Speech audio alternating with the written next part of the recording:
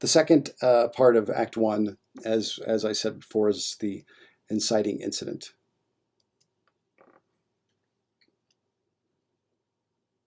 So the inciting incident is a nudge to the character. It's a catalyst. It's the first real call to action that your character has.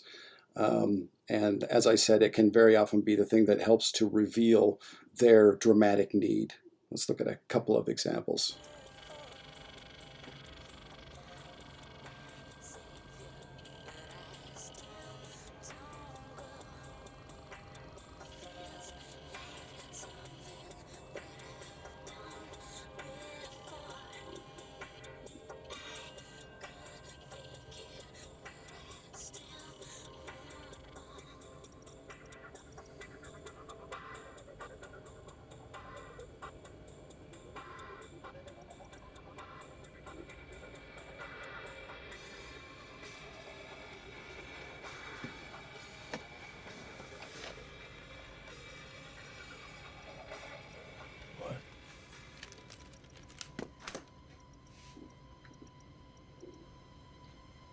What the hell?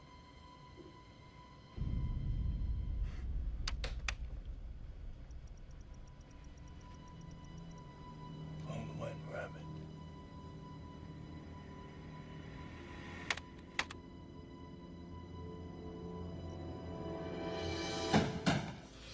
Dear Mr. Brian Boyd, no doubt by now you have received full information about the untimely death of your son. No words of mine can ever relieve the Our outfit has felt his loss tremendously. He was a fine soldier, and he believed very strongly in what... It's no secret anymore that we were involved in one of the most important operations of this war. Hal was the one who held us all together. He was always the first to volunteer. Came to a clearing near a road where over 4,000 troops attacked. Your husband served with a combat unit whose dangerous duty is to place itself In which we all cherish and hold so dear. The loss of Lee and others like him is a distinct blow to I the fully regiment. understand your desire to learn as much as possible regarding the circumstances leading to his death.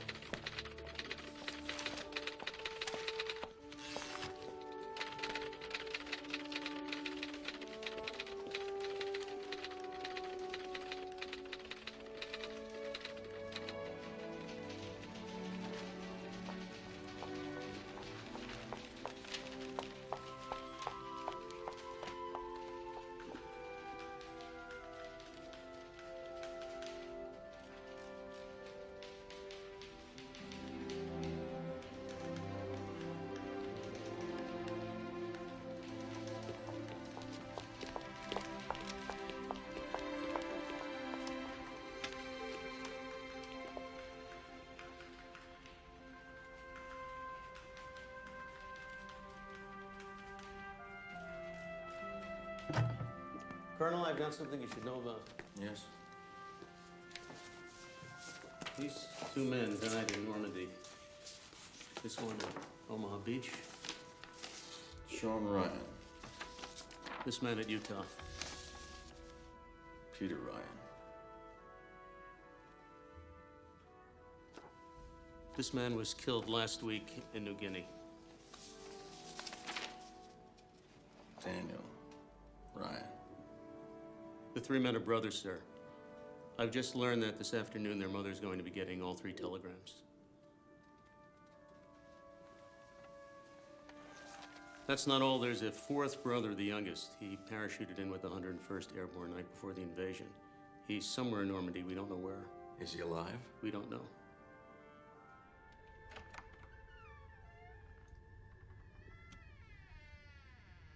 Hello? Hey, psst. Anybody scaring in here? Hello? Yo.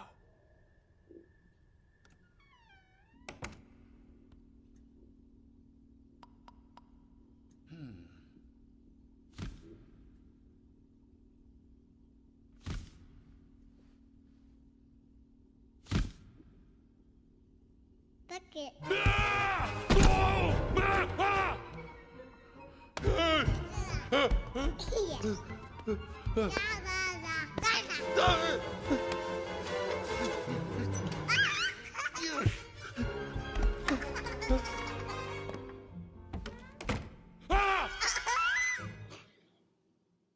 Okay, so the inciting incident, unlike the first plot point which we're coming up on at the end of Act One, they both propel the story forward. But the way to really define what's the inciting incident as opposed to the plot point changes the direction of the story dramatically. The inciting incident, for the most part, defines the trajectory of the story. It is a clear indicator of where the story's going. So that's kind of how I tell them apart. The inciting incident is something that defines, and the plot point is something that alters. Okay, so the things that we need in the Act One setup is we're setting up the intention or goal, which we know that how important that is. We're kind of setting up the world, and we're defining the tone. So 25 pages or so in, we reach a very important signpost, and that is plot point one. What does plot point one do? As I said, plot point one sends the story in a new direction. Okay, it has to. One of the most important things to remember about plot point one is that once the character crosses that threshold, once plot point one is reached, there is no turning back.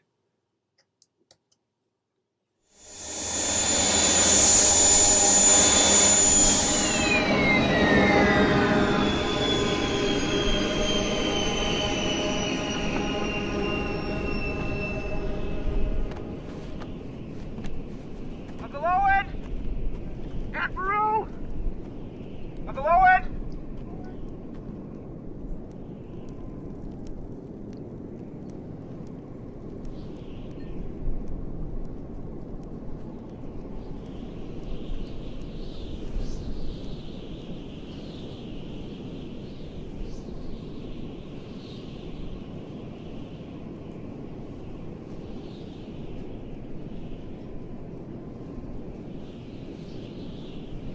Do you want to know what it is?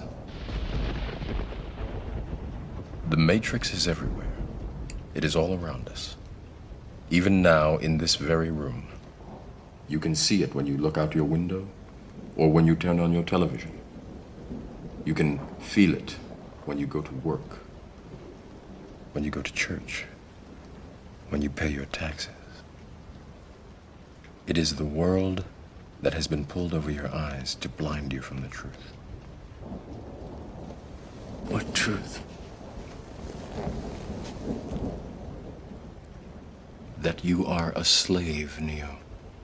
Like everyone else, you were born into bondage, born into a prison that you cannot smell or taste or touch. A prison for your mind.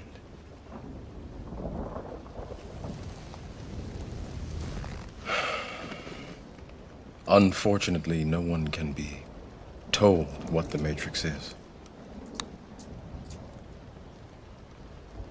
You have to see it for yourself.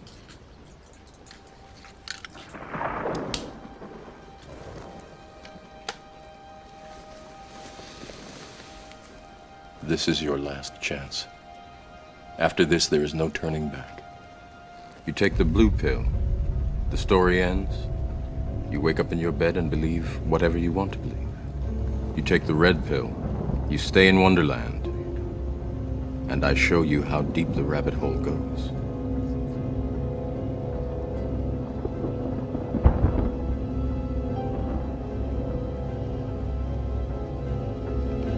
Remember, all I'm offering is the truth, nothing more.